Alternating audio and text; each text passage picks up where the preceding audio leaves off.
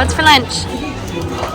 So I got one of these really cool like kiwa buns. They're like chicken filled pastry in the shape of Mickey. With the 40-year stamp on it.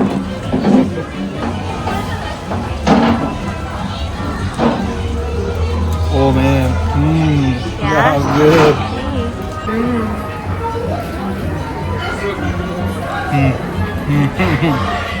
Oh, super good.